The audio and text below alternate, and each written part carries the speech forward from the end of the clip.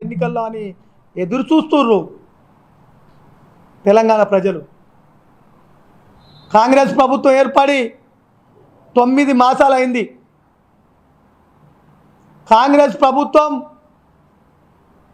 9 మాసాల కింద తెలంగాణ ప్రజలను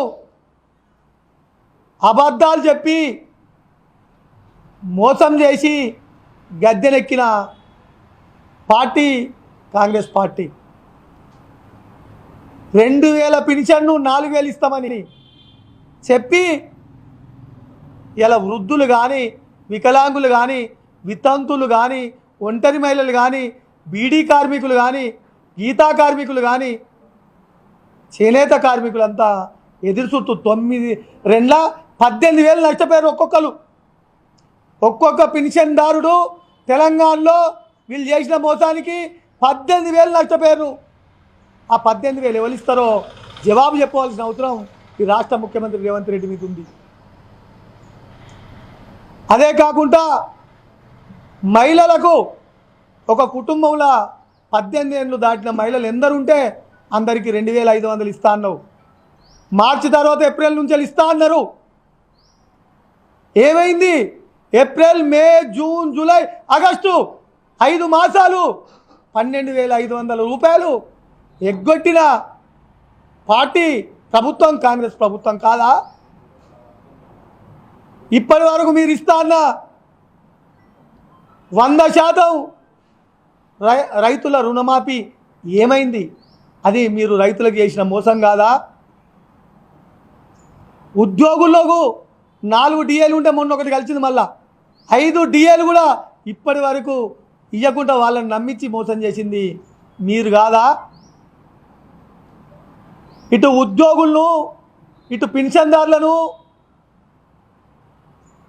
ఇందిరమ్మ ఇల్లు ఇస్తామని ఇల్లు లేని నిరుపేదలను,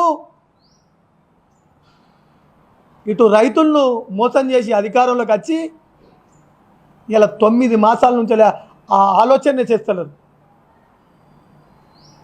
మరే పోయిన నెల ఇప్పటి వరకు పోయిన నెల పింఛన్ వేయలే. మరి ఈ 2,000 వస్తేనే కదా పాపం వృద్ధులు మందులు కొనుక్కొని, వికలాంగులు, వృద్ధులు, ఒంటరి మహిళలు జీవిస్తున్నది. అది కనబడతలేదా కాంగ్రెస్ ప్రభుత్వానికి, కాంగ్రెస్ ముఖ్యమంత్రికి, మంత్రులకు, ఎమ్మెల్యేలకు? ఒక్కసారి ముఖ్యమంత్రి రేవంత్ రెడ్డి గారు, మీ క్యాబినెట్లో ఉన్న మంత్రులు కూడా ఈ తెలంగాణ ప్రజలకు మేము 2,000 పింఛను 9 నెలల 4,000 ఇయ్యనందుకు, రైతులకు 100% రుణమాఫీ చేయనందుకు, మహిళలందరికీ 2,500 ఇస్తామని ఇయ్యనందుకు, ఉద్యోగులకు డిఏలు ఇప్పటి వరకు ఇయ్యనందుకు, ఇంటి లేని నిరుపేదలకు ఇండ్లు ఇస్తామని మోసం చేసినందుకు తెలంగాణ ప్రజలందరికీ క్షమాపణ చెప్పి తెలంగాణ తల్లి ముందు ముక్కు నేలకు రాసి